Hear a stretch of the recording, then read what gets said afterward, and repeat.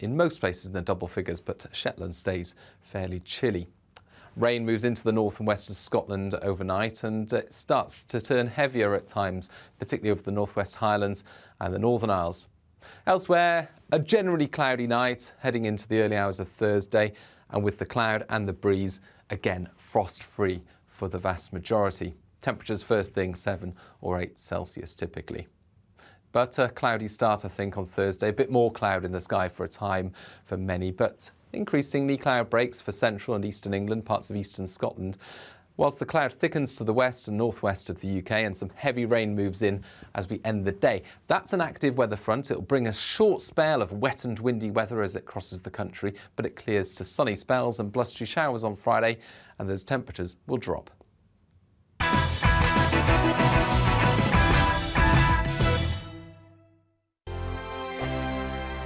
Hello there, I'm Eamon. And I'm Isabel. And you're watching the GB News digital stream across the United Kingdom. And around the world. If you're here in the UK, you can also watch us on your TV screen. GB News is Freeview channel 236. On Sky, we're channel 515. 626 on Virgin Media. Just remember, you might need to retune your TV to watch the channel. Yeah, and if you are doing that, find out more about retuning by going to gbnews.uk. Join my show Farage, 7 p.m. till 8 p.m. Monday through Thursday, and there you will get opinion, analysis, debate, and I'll cover stories that nobody else dares to touch. And then for the last 15 minutes, talking pints. We're over a drink. We have a civilised conversation with someone. We very often disagree, but we do it in a grown-up way. Come and join me on Farage.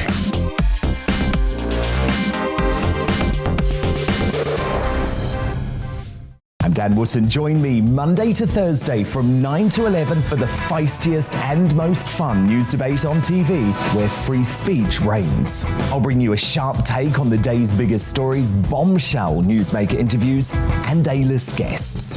And I guarantee you, no spin, no bias, no censorship, and no reason to go to bed.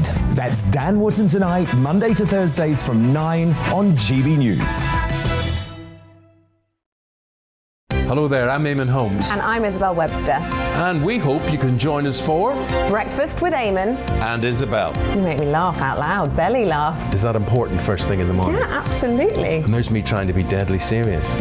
News is a serious business. Yeah, I have to rein you in sometimes. Well, it doesn't stop us laughing at it. It doesn't stop us having an opinion on what's going on. Yeah. And it certainly will not stop us reflecting what you think. Weekdays from 6 to 9:30 on GB News.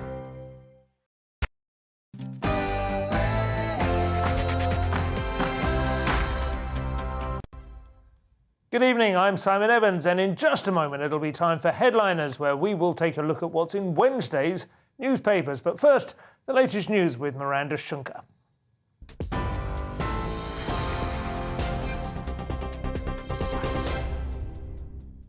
Hello, the top stories from the GB newsroom. The Prime Minister has left Ukraine after warning Russia it'll face a package of sanctions at the first sign of an invasion. Boris Johnson reinforced the UK's support at a news conference in Kiev with Ukrainian President Volodymyr Zelensky. It comes as Russia has amassed 100,000 troops on Ukraine's border in what Boris Johnson called the biggest demonstration of hostility in our lifetime. The Prime Minister urged Moscow to step back and choose a path of diplomacy. It goes without saying that a further Russian invasion of Ukraine would be a political disaster, a humanitarian disaster. In my view, it would also be, for Russia, for the world, a military disaster as well. Well, back home, and Downing Street says the public will be told if Boris Johnson is fined for breaching lockdown rules. Fresh claims have emerged tonight that the PM attended more of the gatherings under investigation, including a party held in his Downing Street flat. Downing Street say they will not be commenting. The Prime Minister has apologised after the Sue Gray report found failures of leadership and judgment. He maintains everything that can be published will be once the inquiries have been completed. Manchester United footballer Mason Greenwood has been further arrested on suspicion of sexual assault and threats to kill. The 20-year-old Premier League player was first arrested on Sunday on suspicion of rape and assault of a young woman. It follows social media images and videos being posted online.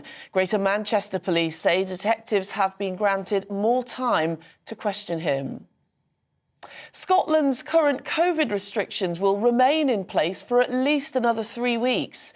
Speaking to MSPs earlier, First Minister Nicola Sturgeon said while cases of the virus remain high, recent data gives grounds for optimism. The current restrictions include face masks in schools, on public transport and in indoor public spaces, with hybrid working also continuing. Plans to create better opportunities for people outside London will be published in the government's so-called Levelling Up agenda tomorrow. The long-awaited policy is expected to include investment in education and devolution of more powers from Westminster. Communities Secretary Michael Gove said it will seek to change the economic geography of the country. And for those of you nervous about flying, this next story might not be for you. One of British Airways' planes had to abort a landing at Heathrow following strong winds brought on by Storm Corrie. The Airbus could be seen struggling to get a grip of the runway before giving up and taking to the skies again. Well, no injuries were reported. The plane landed safely and the pilots have been praised for their efforts. Well, on TV, online and DAB+ radio, this is GB News. Now let's get back to headliners.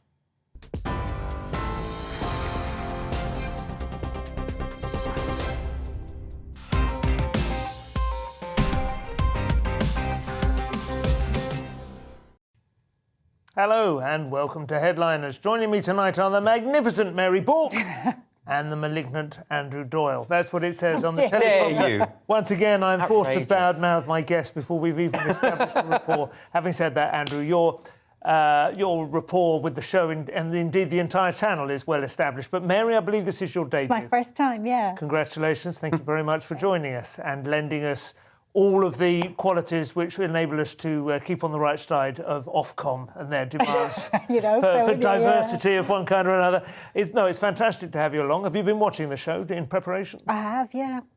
What do you think so far? Where have been going wrong? Is there anything you're going to steer us I like it. I think it's a fun thing to watch. Yeah, excellent. Well, listen, some people keep odd hours and there's no reason why they should do so in isolation. Those are my views. If I had my way, honestly, I'd record it 4 hours earlier. I'd be fast asleep by now, but unfortunately the newspaper trade sticks to its ridiculous schedules, doesn't it? Even in a 24-hour rolling news cycle, they still insist on publishing the newspapers at the crack of midnight. So, let's see what they've come up with for tomorrow. This is for Wednesday, and this is the 2nd, I believe, isn't it? The 2nd of February. The Daily Mail leads with yet more government waste. What a £13 billion waste. And there's a picture of Pamela Anderson there, I think. I don't know whether that's her no, it's or Lily Allen. That's Lily Allen playing her, is it? Yeah. She appears to be punching the air with exuberance at the news that we have wasted such an extraordinary amount of money. Andrew, are you going to be taking us on that one later? I can talk you through that, absolutely. Fantastic. OK, we'll come back to that shortly. The top story in The Guardian next. This is Michael Gove's levelling up policy, and it's being criticised.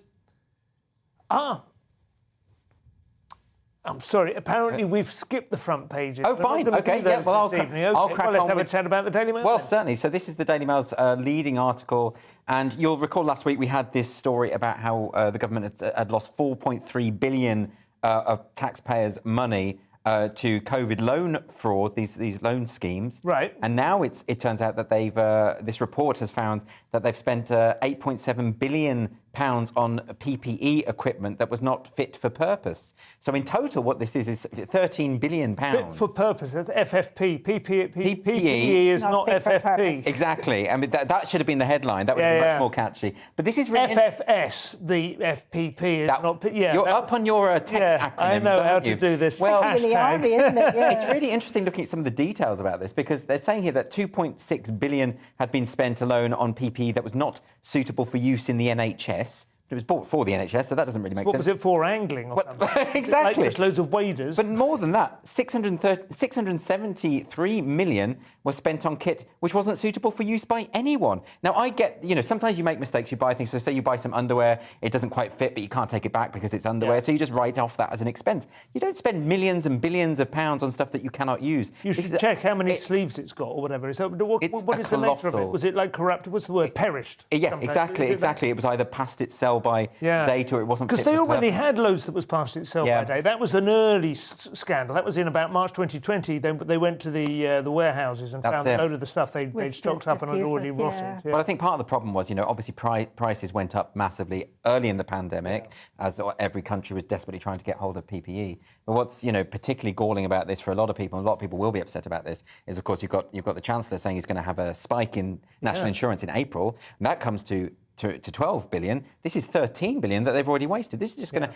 infuriate people who can't afford this is what we're paying Plus, you've got for. the energy hikes as well. It's just an inflation. Yeah. Exactly. What do you think about PPE, Mary? I have a sense that it shouldn't have been that technically difficult to get. They're rubber gloves and masks. These aren't the most sophisticated things to buy in, but obviously everything came adrift. Yeah. Do you know what I mean? But I don't understand how those kind of mistakes can be made insofar as this was their job. This was their job to get hold of this stuff that worked for the NHS. It doesn't. I mean, look, I'm not an expert on this. There might be things I don't understand going on here. But I have a friend who's worked in the government before and is now in the private sector, and he had quite a sort of pragmatic view about a lot of the scandals that broke around Hancock giving contracts to mates down the pub and all that sort of business. Which was what he called principled nepotism, pragmatic nepotism, if you like, but principled nepotism was actually very often the ideal solution in an emergency. When something comes out of the blue, what do? You go, I know. I remember someone down the road exactly who does this. But the point of that is, yes, there may be a lack of transparency. Yes, perhaps things weren't put open to tender in the way that they would normally be. But you do at least expect the results to be, manageable. You might pay a little bit over the odds because you're not dealing with a perfect competition. But you shouldn't be spending this eye-watering on PPE that doesn't work. Yeah. I mean, people were, I think, willing to be very forgiving to a lot of the things early in the pandemic, because this was a new virus. People didn't know quite how to react to it. But at this point, and as Mary points out, with the cost of living crisis, with people struggling as it is, I don't think... this feels like... how many nails in the coffin can there be for this government? Well, it really... there was a headline we had a couple of days ago, or probably at the end of last week, I think it was the Daily Mail again, saying that, we had lost the sense of proportion. And to some extent, you might say that is making apologies for a government that's just completely lost, any contact with the road. But I do feel, personally, I am vastly more infuriated by this than I was about a few people who share an office space for 12 hours a day, cracking open a bottle of, Prosecco It's always at 6 Prosecco. o'clock. It's never champagne. Absolutely. It's always Prosecco. Well, that's because they don't go to the right skiing holidays. You can bring back a case of champagne for the price of Prosecco. But, no, I don't either, trust me. But it is noticeable. You go to some people's houses and they have champagne in the fridge all the time. It is weird. And you say to them, and they go, well... what's that little tiny Andorra, isn't it? It's essentially just an off-licence in the middle of the Pyrenees. Anyway, but this is my thing. Like 13 billion, that is a scandal. That is an horrific scandal. And the fact that it isn't quite as... somehow it doesn't quite smack of as, like, the moral... the indifference to other people's pain that perhaps having an after-dinner work... but an after-works party... This is absolutely appalling. It is appalling, No oversight to it either. It's just, it feels worse in a way, although I suppose the parties will resonate with people more directly because 13 billion is such an unfathomable figure. It's like when you're talking major statistics of deaths, you can't empathise because it's too Remember Parkinson's law? But Sir Northcote Parkinson, who was an economist and he very, very funny writer. He wrote a number of laws, like observations about human nature, loosely affiliated with economics. He studied the Admiralty and noticed that the department in the civil service was getting bigger and bigger after the Second World War, despite the fact that we had no more ships.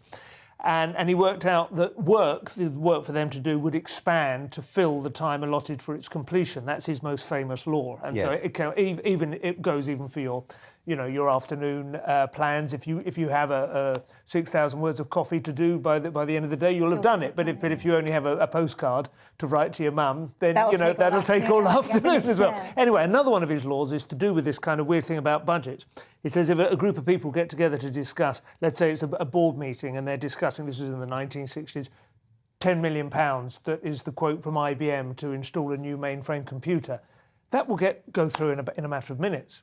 Nobody feels qualified to comment on that. You know, the chap from IT or whatever it would have been called there would say, "I'm sorry, chaps, I know it's a lot of money, but that's what they cost these things." Yeah. And everyone go, "Well, I suppose IBM are pretty good, aren't they? I think I think the chaps down the road used IBM. I think they've been fine. Let's go." By the time he gets onto a new roof for the bike shed for 50 quid, everyone's got an opinion. Right. Well, are you sure this needs to be galvanised? Well, couldn't we use asbestos? Well, we should be able to save some money, surely, by reusing some of the panels that were on the original. Do you know what I mean? Everyone gets involved, and it seems to me the exact same thing is happening here. Yeah. You know, you kind of go. Parties are something you can kind of get a hold of. Exactly. Yeah. 15 billion for a load of masks with holes in. Yeah, You know? and I suppose they are so used to dealing with these kind of figures that they don't sort of put it into perspective. And but I just would have thought with that kind of expenditure, someone would have been quite diligent about checking whether or not it's spent correctly. Yeah, absolutely agree. Well, they say the difference between 1 million and 1 billion is one of the ones that humans find almost impossible to realise. You know, it's something like the difference between 1 million seconds is like a few weeks, and 1 billion seconds is pretty much your whole life. Yeah. Anyway, top story in The Guardian next, and this is Michael Gove's levelling up policy. Of course, I don't know whether it was his policy initially or whether he's been drafted in to take control of it, but what have we got now? This is a levelling up drive, his new slogans without new ideas. Can I just say levelling up is a terrible phrase? It is awful, isn't it? Yes. More that shiny waffle that means absolutely nothing. And we don't really know what it means, do we? No one knows what it means. Is it raising living standards or the expectations or the salaries? Well, it's very scattergun. It seems to be hitting... They've got 12 missions, cutting crime, boosting skill levels. There's so much going on there with just that one phrase. There's almost an implied condescension towards the North is how I hear it, basically, kind of going, we're going to try and help you to be as successful as the South. Now, obviously, there's more money in London. You know, that's indisputable. Property prices are higher. But there are a lot of people in the North who kind of prefer the balance, you know, that they have in many regards. They feel that it's a preferable.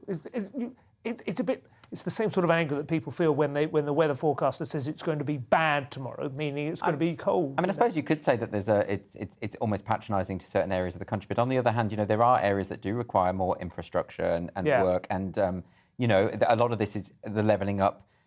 Concept has come about because, of course, so many people have lent their votes to the Conservative Party. So they want to shore up that. Yes, they do want to. The red wall is going to be more than levelled up. Exactly. It has to be shored up. But the trouble with that is when you're sloganising, and as you know, Labour have accused them here of saying this is just an empty slogan, because unless you act on it, unless you actually do something about it, unless you inject the money that is required, then it does just feel very hollow. And there was a recent YouGov survey that showed that most people don't even know what levelling up means. No. But that means it's a bad slogan. It doesn't work as a slogan. Right, exactly. So they need to say... I think bootstraps. Bootstraps. Bootstraps. But bootstraps is, of course, that was originally, that was one of those phrases, a bit like Voltaire's thing, that was originally introduced as a satire on that way of thinking, because you can't lift yourself up by your bootstraps. You know, I never thought of that. Okay, of course you can't. Yeah, it was initially meant to ridicule people who thought that you could elevate your own status. But it resonates a bit more than levelling up, though, doesn't it? Yes, yeah, bootstrapping. Well, you know, it's not a ridiculous idea. I do think that there is something to be said for the part of Gove's idea is to create sort of regionalities. Yes. It's quite interesting. Funnily enough, I was talking to somebody else the other day, I won't say who, but, I will. It was David Lammy. I was introducing David Lammy for a Radio 4 programme, but... It was about the. It was about the. Yeah, I was thinking, is that a name drop? And I don't think it is. He'll be dropping my name with a lot more effect earlier. But there was a. There's something called desire lines, which if you've ever seen, if you like landscape a campus for a university, you put the paths down with a certain amount of hesitation, because after it's been used for a couple of years, it'll be obvious where people want to walk, and there'll be some bare patches across the grass where the students are actually walking, and one of the paths will have been ignored, and then you retile or pave those. They're called lines of desire, right? They're just where people want to walk. I think the same is true of regionality. I don't think people have been saying since Wales and Scotland evolved, England is has a lack of identity. It's just the middle bit of Britain, but it doesn't. You know, well, it's too big. I just don't think Londoners and the Cornish and the North West and the North East do feel they're all part of the same entity. So I think there's a degree of devolution. I think we should get back to the heptarchy as we had under the Danes. Well, people were suggesting after the Brexit vote that we should devolve London. London should be a separate country. People are doing that almost non-ironically, I think. They were saying. The Kingdom of London. Now, the Metro is next, and the latest revelations in what it has to be said, has been a bad week for the Metropolitan Police Force. Who's got this one? Is this? I have. Yeah, this is a report about some WhatsApp messages that have been leaked, as invariably WhatsApp messages want to do. And this is between police officers who have been making jokes about sexual assault to each other. And this is a report by the Independent Office for Police Conduct. And so what's happening now is the team responsible has been disbanded. You know, and look, we've had a number of things like this before with the police taking photographs of dead bodies and things like that and sharing them with a gag and things like that. And so, of course, I mean, look, firstly, I know that people, when they're in groups of friends, they joke in very, very dark ways, which don't translate once you take it without the friendship group, because, of course, the context within the group, people know each other and they know that they don't mean it. So the first thing is, like, I don't like to pretend that I know what was going on in their minds at all. Would you like your WhatsApp messages to be read out in court? I would not. Right? I have requested that happened, and it was thrown out.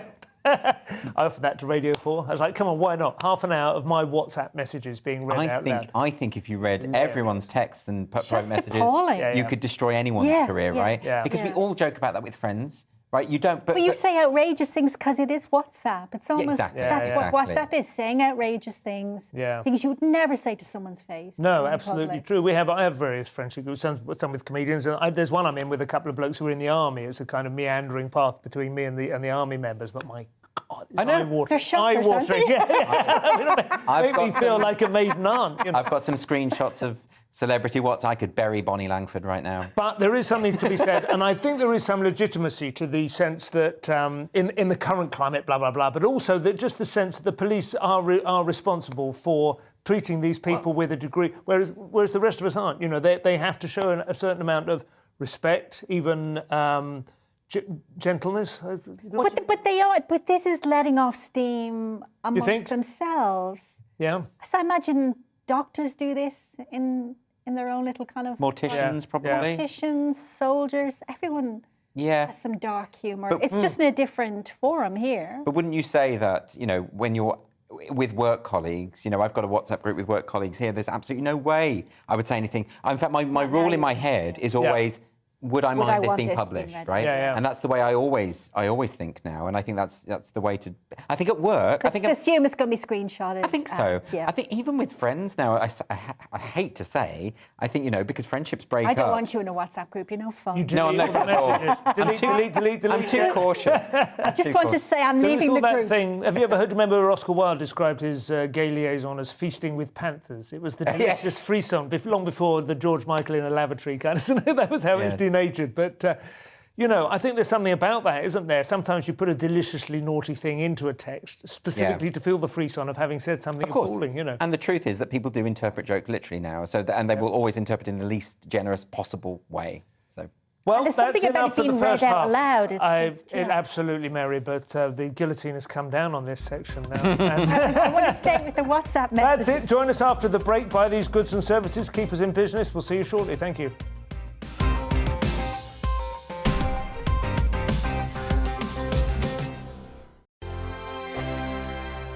Hello there, I'm Eamon. And I'm Isabel. And you're watching the GB News digital stream across the United Kingdom. And around the world. If you're here in the UK, you can also watch us on your TV screen. GB News is Freeview channel 236. On Sky, we're channel 515. 626 on Virgin Media. Just remember, you might need to retune your TV to watch the channel. Yeah, and if you are doing that, find out more about retuning by going to gbnews.uk. Join my show Farage, 7 p.m. till 8 p.m. Monday through Thursday. And there you will get opinion, analysis, debate, and I'll cover stories that nobody else dares to touch. And then for the last 15 minutes, talking pints. We're over a drink. We have a civilised conversation with someone. We very often disagree, but we do it in a grown-up way. Come and join me on Farage.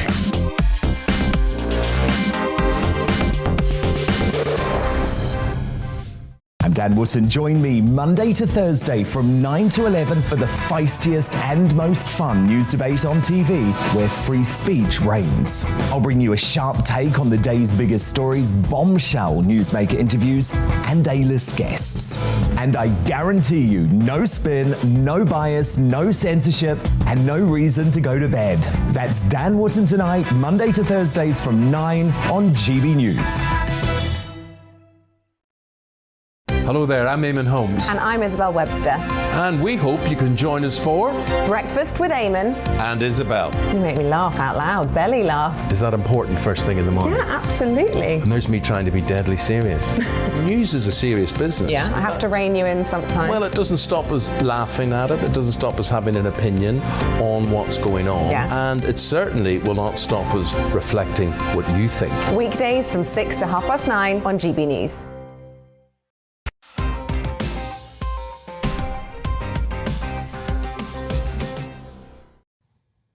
Welcome back to Headliners. I'm Simon Evans. Joining me tonight are the irascible Mary Bourke and the irreparable Andrew Doyle. I don't think this man understands either of those words, to be honest. Right. Let's have a look at the front pages now, which we had a little technical hitch earlier, but I think we can bring them to you now. We start with the Daily Mail. This is the one we've been discussing already. What a £13 billion waste, and Pamela Anderson as played by Lily. And why the housing market has never been so crazy. I'm not entirely sure that that is an accurate assessment, but never mind. We will probably not be going onto the housing market on this occasion. The next one is the Telegraph, I believe. HRT to be sold over the counter. That's hormone replacement therapy. And speaking from a certain amount of personal experience, I welcome that. Very good news indeed. I think this could be a significant revolution in women's health and family happiness. Front page of The Independent has a news story. This is billions for levelling up wasted by ministers. They seem to combine two stories, which we've already covered. The billions wasted on personal protection and the levelling up scheme of Michael Gove. Also, PM warns Putin of military disaster. Boris Johnson, they're wearing a very fetching green tie. I don't know whether that's one of Kerry's interventions. I don't think I've seen him in green before. I quite like it. The front page of The Guardian is one we've already covered. That's levelling up drive is new slogans without new ideas, say Labour. And a photograph of Boris coming out with his green tie there, which he's wearing at a very long length. That's almost Donald Trumpian, isn't it? The way it dangles in front of his bits like that. The Times next. The Times has energy bill rebates to help against rising costs. And I can't from here see who that is in the red dress. Who is that? Is that Judi Dench? It is Judi Dench, yes, fantastic. Playing an archbishop in the next production by the look of it. Anyway, she's wonderful, full-on national treasure, 87 years of age, absolutely gorgeous. The next is the front page of The Sun, the little brother of the Times. Greenwood quiz over threats to kill. He is a wrong and a no mistake. Well, that's the way it's beginning to look at the moment. Anyway, I should say. And PM, if fined, I'll own up. And Cowell hurt in e-bike crash number 2. Haven't heard from Simon Cowell for a very long time, and that's not the way in which he would have liked to re-enter the news agenda, I'm sure. Front page of the Metro has racist cops rape Bants. That's a story we've just covered in the first third of this programme, in which further unsettling details have emerged from a rather misogynist culture in the Metropolitan Police Force, but we are inclined to give them a little bit of slack on this programme, it seems. Under fire, Boris flees to Ukraine. I'm not sure that's entirely accurate. Fleeing to the Ukraine at the moment wouldn't be on most people's lists of a safe hideaway. And finally, The Star. Peace in our tea time. World breathes sigh of relief as brutal Colin the Caterpillar war is finally over.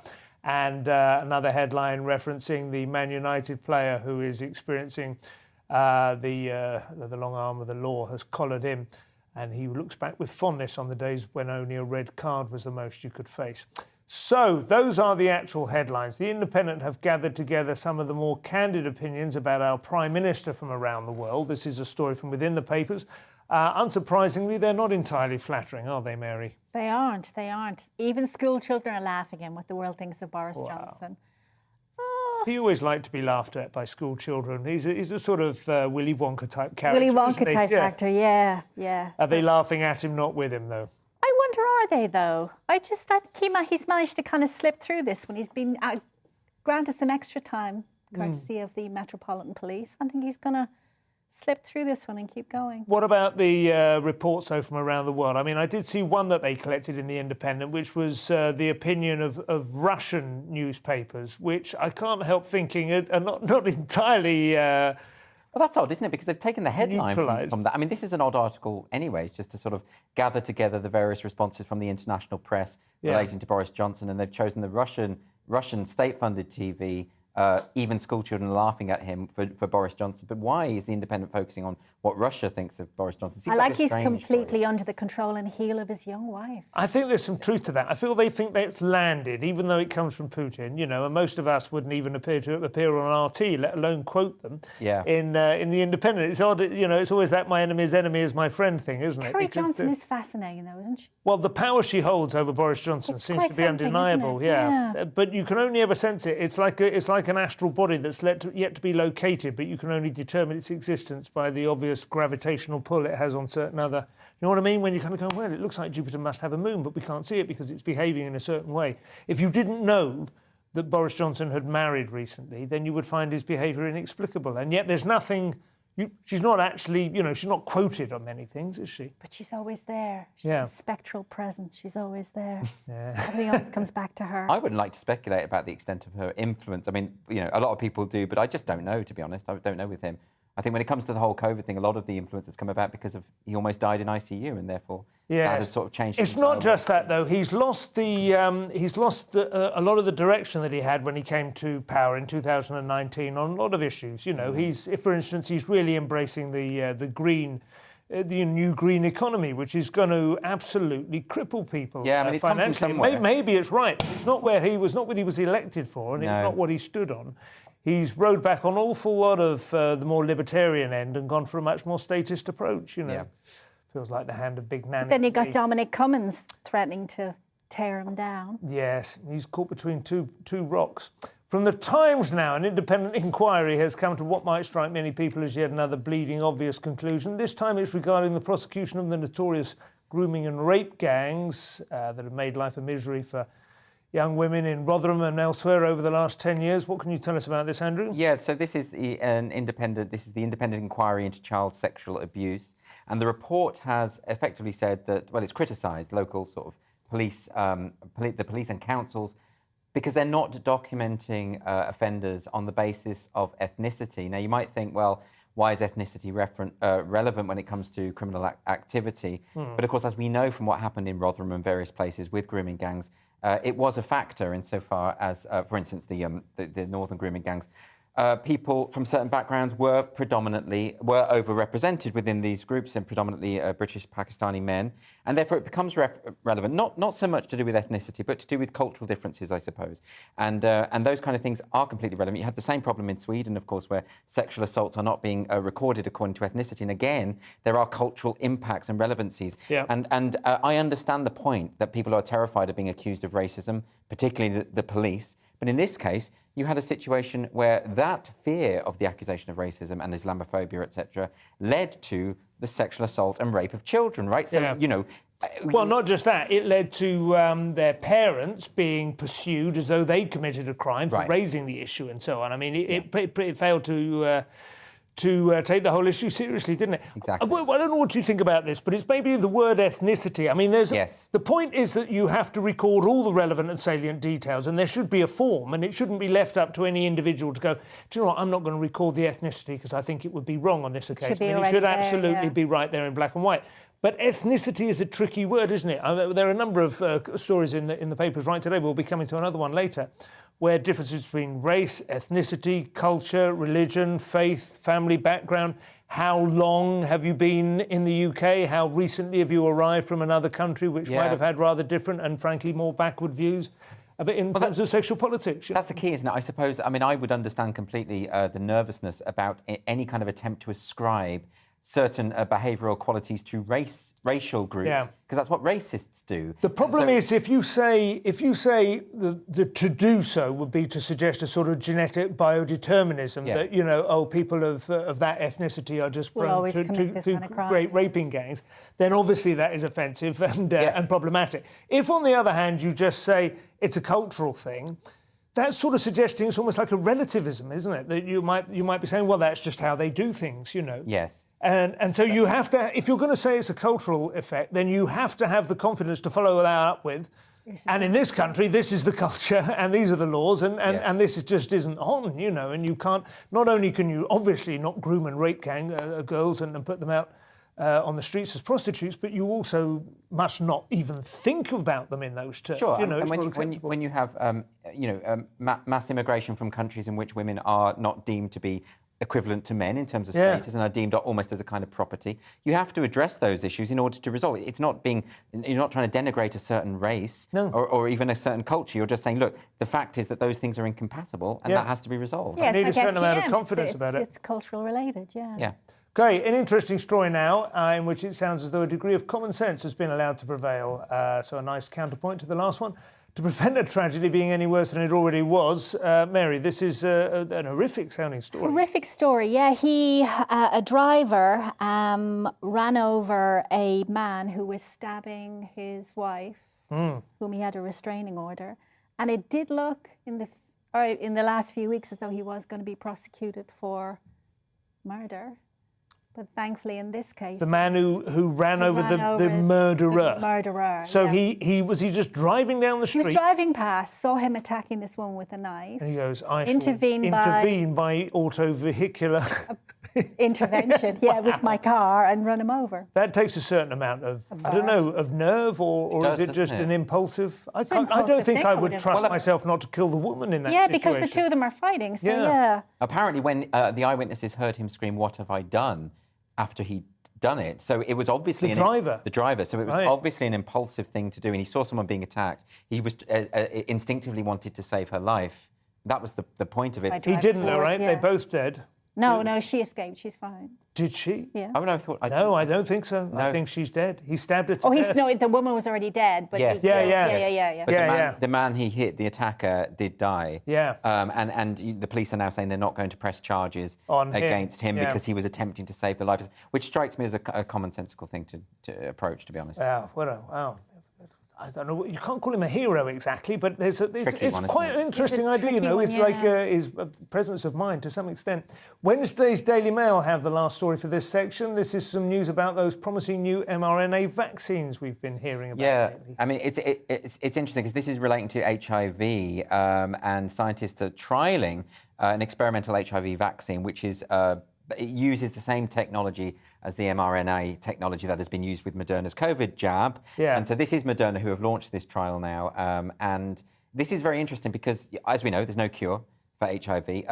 But people live with it now. They do. So this is people seem to think of it as a kind of 80s problem, and we think it's all gone away, and it absolutely hasn't gone away. Hasn't, yeah. But not even here. I mean, it says here that in this Mail article that it affects approximately 100,000 Britons and 1.2 million Americans. The difference is the drugs are so effective now that people can live full, long, healthy lives with HIV, and so therefore we don't think of it as a problem anymore. They'd rather not be doing so. Of course, and so this is, and as Mary says, in terms of other countries as well, this could be a really important breakthrough if they can do this, if they can have a one-off vaccine that will prevent. So essentially, if you took the vaccine, you would then be able to pursue any kind of lifestyle you wanted to that had previously been that had that threat. Right, exactly. I mean, at the moment, people have PrEP, for instance, PrEP, which enables them to engage in sexual activity without necessarily contracting the virus, and this will be lifetime protection exactly through this vaccine. It's an incredible breakthrough if it works. Yeah, good news. It's been sponsored by Dolly Parton again.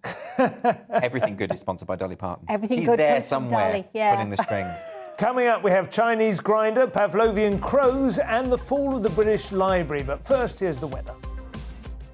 Hello again. Following some brighter skies at times on Tuesday, a lot more cloud will feed in from the west during the next 24 hours, and that cloud will contain some rain in the north, and it will contain mild air. That mild air coming in from the west and southwest around the edge of this high pressure. Low pressure moving away, so the isobars starting to move further apart in the north. That means it's going to become less windy for the far north of Scotland, but still a blustery night, still some showers for the Northern Isles and sleet and snow possible for Shetland. Otherwise, thicker cloud arriving from the west. Outbreaks of rain and drizzle for northern England, southern and western Scotland, Northern Ireland for a time. And with the cloud and the breeze coming from a mild direction, it's going to be a frost-free night. apart from the far north of Scotland. We start off with that mild air in place Wednesday morning, so not a particularly chilly morning, but it will be a bright morning across southern parts of the UK. A bit more sunshine expected, especially across the Midlands, southern and southeast England. Cloudier elsewhere and further light rain and drizzle, particularly over the Pennines, southern uplands, western Scotland. And it's going to be mild with temperatures in most places in the double figures, but Shetland stays fairly chilly. Rain moves into the north and west of Scotland overnight and it starts to turn heavier at times, particularly over the northwest Highlands and the Northern Isles. Elsewhere, a generally cloudy night heading into the early hours of Thursday, and with the cloud and the breeze, again frost-free for the vast majority. Temperatures first thing 7 or 8 Celsius typically. But a cloudy start, I think, on Thursday. A bit more cloud in the sky for a time for many, but increasingly cloud breaks for central and eastern England, parts of eastern Scotland, whilst the cloud thickens to the west and northwest of the UK and some heavy rain moves in as we end the day. That's an active weather front. It'll bring a short spell of wet and windy weather as it crosses the country, but it clears to sunny spells and blustery showers on Friday, and those temperatures will drop.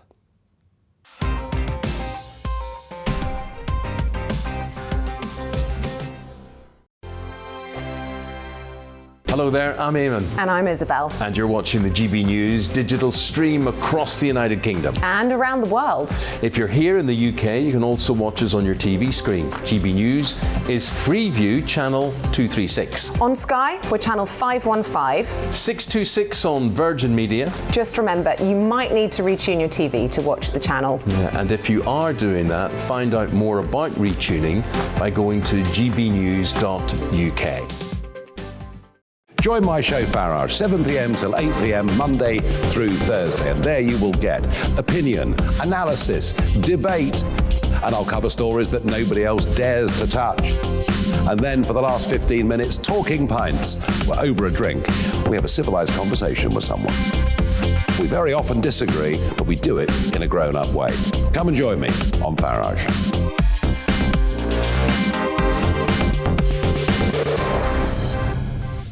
I'm Dan Wootton. Join me Monday to Thursday from 9 to 11 for the feistiest and most fun news debate on TV, where free speech reigns. I'll bring you a sharp take on the day's biggest stories, bombshell newsmaker interviews, and A-list guests. And I guarantee you, no spin, no bias, no censorship, and no reason to go to bed. That's Dan Wootton tonight, Monday to Thursdays from 9 on GB News. Hello there, I'm Eamon Holmes. And I'm Isabel Webster. And we hope you can join us for Breakfast with Eamon. And Isabel. You make me laugh out loud, belly laugh. Is that important first thing in the morning? Yeah, absolutely. And there's me trying to be deadly serious. News is a serious business. Yeah, I have to rein you in sometimes. Well, it doesn't stop us laughing at it. It doesn't stop us having an opinion on what's going on. Yeah. And it certainly will not stop us reflecting what you think. Weekdays from 6 to 9:30 on GB News.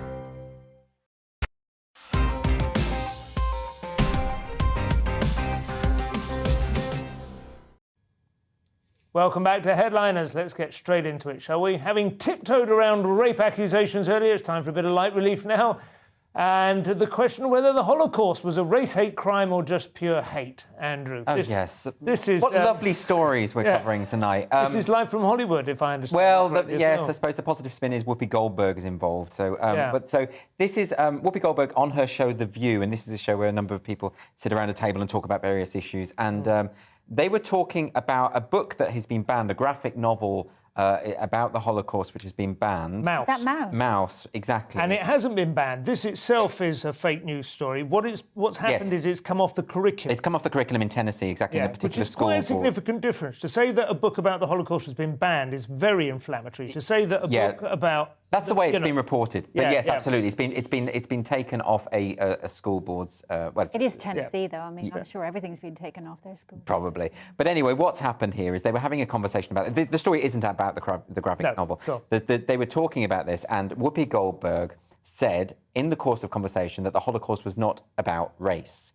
she was saying it was two groups of white people. Yeah. And what this is really about is human beings being bad to other human beings. It's Yeah. about the inhumanity of the situation. And of course, this is massively historically illiterate. The Nazis were obsessed with race and racial purity. And the reason that this has come about, and in fact, Ben Shapiro tweeted about this, and he quoted from Mein Kampf, and he quoted... Who is, we should say, a prominent Jewish conservative. Yes, of course, yes. He's a Jewish man who's making the point. He quoted Adolf Hitler going on about how the big lie about Jewish people is that they are a religious community when in reality they are a race. That's what Hitler said. Of course, because his obsession was about this. So Whoopi Goldberg was completely wrong.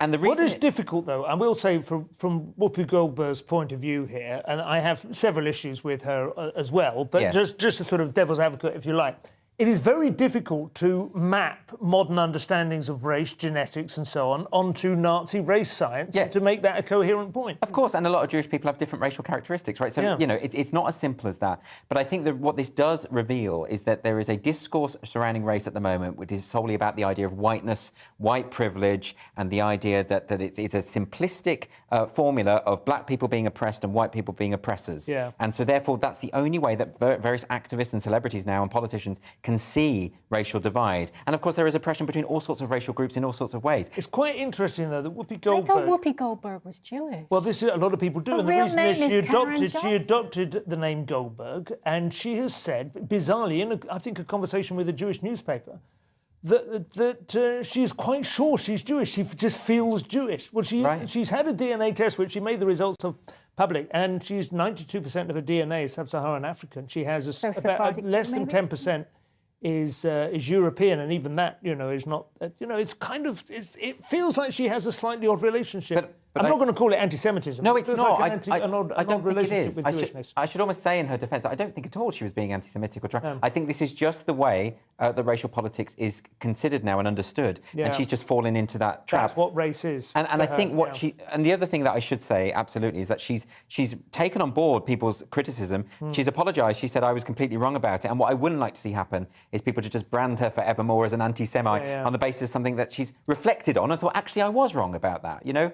Quite interesting, though. There's a clip of her you can see on the BBC website. I don't know if I'm allowed to mention that, in which she's talking to Stephen Colbert, who's a high-profile left-leaning chat show host. She doesn't quite sound like she's accepted she made a mistake. She's basically sitting there trying to clarify. She's still in Johnson mode at that point. But I don't know. What do you think? When was the last time Whoopi Goldberg was funny? Yeah. What's the point? Well, at the risk of that one being thrown back at us, Daily Mail again, making bitchy remarks to a fellow worker regarding her pregnancy and promotion prospects. That's now an actionable offence, Mary. Is that correct? That's true. It's illegal for you to ask a woman when she's coming back to work. Why do you think that is? Is that oversensitivity, or is it? It sounds like it's oversensitive. I think it's perfectly Yeah. reasonable to ask when someone is coming back to work. It sounds more like a plot line from Hollyoaks or something rather than something that should actually end up in the newspapers. It's like some of these HR disputes that manage to gain sort of national prominence at the moment. It's a weird one, though, isn't it? Because, so, I mean, this particular case was about, this tribunal was saying that if you ask someone to go, you know, are you coming back to work, that's based on, and I'm quoting here, a stereotypical assumption about new mothers not returning to work. But some new mothers don't return to work. And I would have thought that, you know, it does matter to an employer. I don't think it is misogynistic in any way. And if you're leading a team, that means, well, who's Well, reading into it, doesn't even sound like the employer was so much to blame as that she had a rival who seemed to think that she was trying to do this in order to sort of sidestep a promotional a ditch at which she might fall otherwise. But anyway, do you want to? Let's move on. This is one that I think is a little bit more troubling.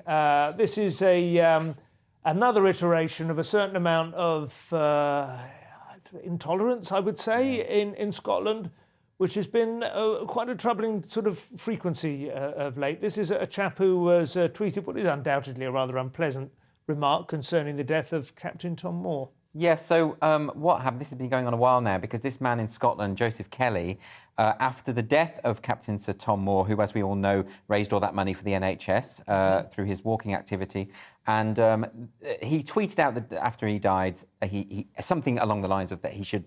A dead British soldier is good, and that he should burn in hell. Yeah. A really unpleasant, undeniably offensive tweet. But then you see that's been taken to a court of law, and he's been found guilty in a court of law of sending a grossly offensive tweet. And of course, and this is under the Communications Act 2003. And effectively what that means is a judge makes a distinction between what is offensive, which is protected by free speech, and what is grossly offensive, which is not protected by free speech. And this is a law that should quite obviously be repealed in any civilised society. We can't be in the business of policing people's words, however offensive or upsetting they might be. Well, the idea that anyone, like, I don't know what his own background is, it sounds like he's got sectarian issues with the British Army, which may very well be rooted in some sort of loyalty he has in Irish politics rather than Glaswegian, I don't know. But the idea that, you know, an Irishman or a Scotsman within the United Kingdom could not express strong opinions about the British Army without being, arrested. I mean, that's just seems. I mean, it's almost. I mean, I remember doing gigs at the Stand. Yeah, in Edinburgh and Glasgow, where they would No, the compere would say, "There's any English people in the audience?" And they go, "Yeah," and then she goes, "Say sorry." And she make them apologise. Well, there was one woman who, I can't remember her name, there were two comperes, weren't there, at the Stand? They used to rotate, the one with the long hair. And she, before she brought me on once as an English comedian in the Edinburgh Stand, this was, she did about 5 minutes about the Highland clearances. Right. And there was almost no humour in it at all. It was just like a really vivid description of the appalling. I mean, this whole issue relates to this idea that being, saying something offensive should be prosecuted, should be criminalised, and people are absolutely terrified of words now. And the reason why these things never get repealed, and you never get politicians standing up and say, let's get rid of the hate speech laws we have, which at the moment are enshrined in the Public Order Act and the Communications Act. People won't do it because the inevitable accusation is, well, you clearly support what these horrible things that these horrible people are saying. It's perfectly compatible to say, I completely disapprove of what this man said, and to also say, but actually he shouldn't be criminalised for it. It's clearly a problem. It's absurdly divisive, isn't it? Yeah. An unnecessary waste of everyone's time and money. And also, it's about somebody who's dead. I mean, obviously, you can be offended on his behalf. And he wrote in dialect. He didn't say, I'm going to kill that old bugger. No, you couldn't even claim that this was incitement to violence. Anyway, Times now, surprising news that the Chinese are cracking down on the sex app Grindr in time for the Olympics. Shocked, I tell you. Grindr has vanished from the App Store in China. Wow. And this follows on from the Chinese government attack on what they call sissy men. Oh, right. Oh, so the whole Chinese government is actually quite homophobic, is it? Rather than they want to focus on men becoming more masculine. I think they're all a bit frightened by K-pop and the feminization of men. Yeah. And so there's a big drive now for more they are awful pretty, those presenting. K-popsters, aren't they? They do have beautiful skin. They do, yeah. They're immaculate and they're very symmetrical. This sort of is a strange moral panic, isn't it? It sort of reminds me of during the war in this country, when they used to measure the shoulders of young boys at school to make sure that they were becoming sufficiently masculine. And, and I find it's an odd one. They're particularly focusing on this. They've done this to coincide with the Winter Olympics. They want to make sure that Grindr is not available, which is an app where men meet for sex. And maybe it predated Tinder, didn't it? But it was the format. It did. And everyone said, of course, you see, the thing is that can never work for heterosexuals. And somebody went, well, maybe. But it's particularly targeting gay people. Although maybe they just don't want the athletes to be distracted. But there is a Chinese version. There is a Chinese version of Grindr in the App Store, Well, China did... They have... What, like specifically for gay men? So it's not about sissy men, then? But it is. Well, it's in the App They've Store, allowed that. Okay. China has a bit of a problem who knows with gay men. Same-sex marriage is still illegal in China. Right. But they have decriminalised homosexuality. I think that was in '97. But nevertheless... They're just control freaks, aren't they, really? Right. Yeah, but look at the way films get changed when they go to China. There's constant changes made. Well, we did that one the other day. What was it, the one they... Fight Club. Fight Club. Yeah, they changed the ending so the authorities win. Everyone and the building stayed up. From the Mirror next, this is a story feels a little bit like a press release from Facebook to me, but we'll give it 20 seconds. Yeah, well, why not? This is from Mark Zuckerberg, who's obviously the CEO of Facebook, has issued a warning saying that we will now, the new system that they are developing, will mean that if you take a screenshot of a messenger chat, so you're having a conversation with someone and you want to take a screenshot, as people do with WhatsApp chats, now the other person will be notified immediately. So if you take a screenshot, they used to have that technology on Snapchat. Yeah. So because Snapchat was used to send often rude images and things. If someone took an image of it... They automatically delete. They disappeared after a few hours, didn't they? They disappeared after a few seconds, I think. Right. But if you took an image of it, then the other person would be notified that you'd taken a screenshot of it. So you would strike them from your contacts list. Maybe. Well, in this case, he's just warning. He's basically saying, beware. If you're going to send a message to someone and you don't want it out there, but you shouldn't do that anyway. But now you will know if someone someone is intending to stab you in the back because they'll have taken a screenshot. I like that Mark Zuckerberg's so obsessed with privacy now. You know? Isn't that interesting? Yeah, He hasn't been for a long time, selling all our data to advertisers. Apparently none of them let their kids have smartphones. No, they don't. It's It's interesting that, isn't it? Yeah, just keep them away from screens. But this ties in with our police force area, doesn't it? It does. Essentially, I assume those have been screenshotted and shared. I just assume, like I say, I assume every private conversation is screenshot. Certainly, and if it's somebody you might ever fall out with. So now we have something, Mary, to awaken our childlike wonder with the world, I believe. This is a crow. This is crows being trained to pick up cigarette butts. Wonderful. We had a discussion whether it's a Skinner box or it's a... Whether it's a Skinner crow or a Pavlov. I think it's a Skinner crow, not a Pavlov. It's a Skinner crow, because they're getting rewards every time. What would happen is you would ring a bell and the crow would fancy a smoke. Whereas this is one where it get a knows reward that if when they it do the action, rewarded behaviour. So that's Skinner. Yeah, it's a Keep Sweden Tidy Foundation. And there's all these cigarette butts around this Swedish city. They've trained the crows to pick them up, deposit them somewhere, and every time they deposit a cigarette butt, they get a treat. Fantastic. And actually, it is a really interesting idea. It seems to work, but I worry about ennobling or emboldening these crows. You know, I've seen Hitchcock. I know what happens. I'm not so sure. Magpies, Crows get an idea that they're smart. Have you seen the one where the crow can put the right shapes through the little hole in the, like the star and the triangle? I haven't It seen can that. put the little, it can do it. And then it cuts in this clip to a man who's failing to get his suitcase into an Oh, right.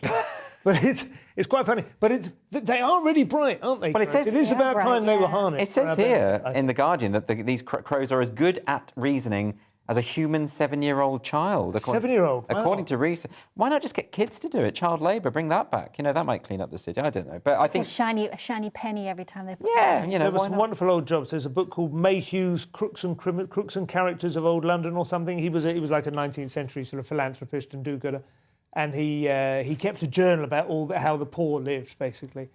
And some of the jobs there, one of them was collecting pure. What's that? Dog poo, basically. Okay. And you have to collect it at just the right moment because it's used in tanneries.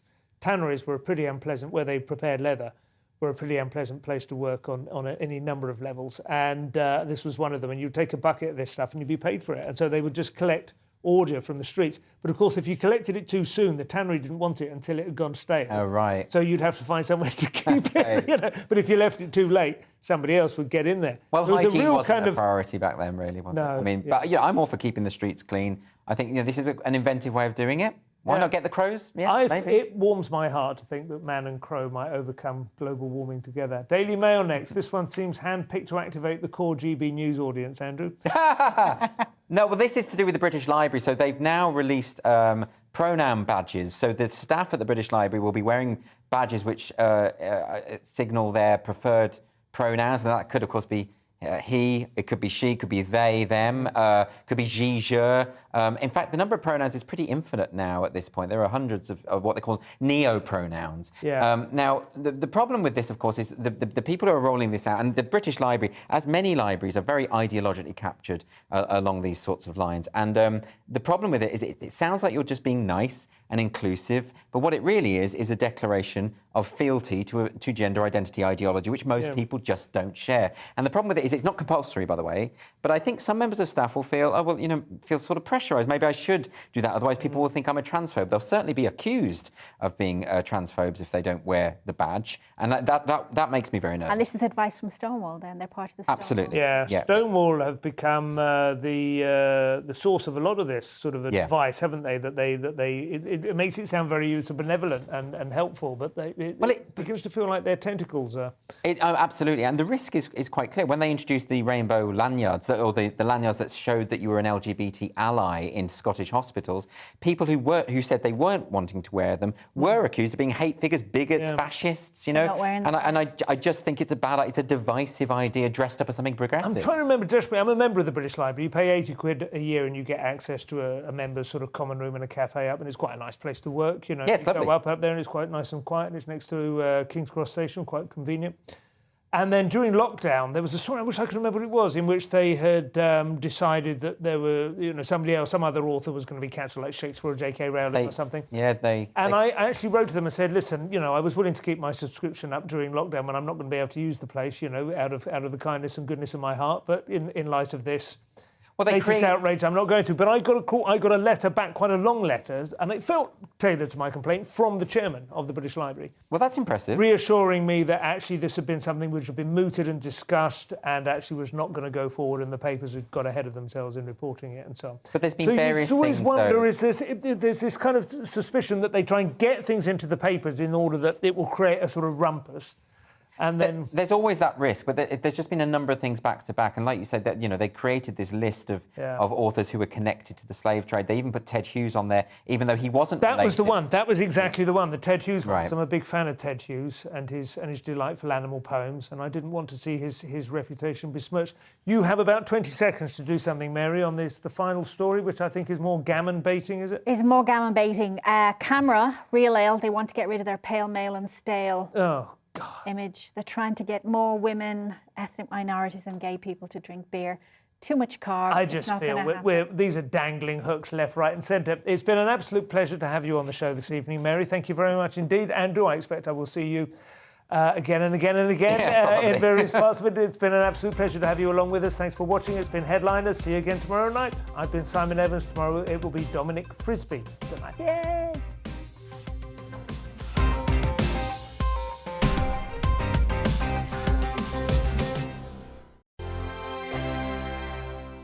Hello there, I'm Eamon. And I'm Isabel. And you're watching the GB News digital stream across the United Kingdom. And around the world. If you're here in the UK, you can also watch us on your TV screen. GB News is Freeview channel 236. On Sky, we're channel 515. 626 on Virgin Media. Just remember, you might need to retune your TV to watch the channel. Yeah, and if you are doing that, find out more about retuning by going to gbnews.uk.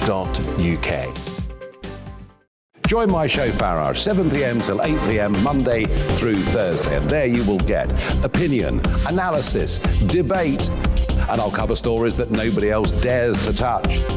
And then for the last 15 minutes, talking pints. We're over a drink. We have a civilized conversation with someone.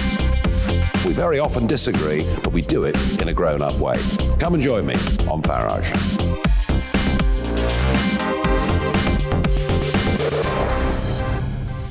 I'm Dan Wootton. Join me Monday to Thursday from 9 to 11 for the feistiest and most fun news debate on TV, where free speech reigns. I'll bring you a sharp take on the day's biggest stories, bombshell newsmaker interviews, and A-list guests. And I guarantee you, no spin,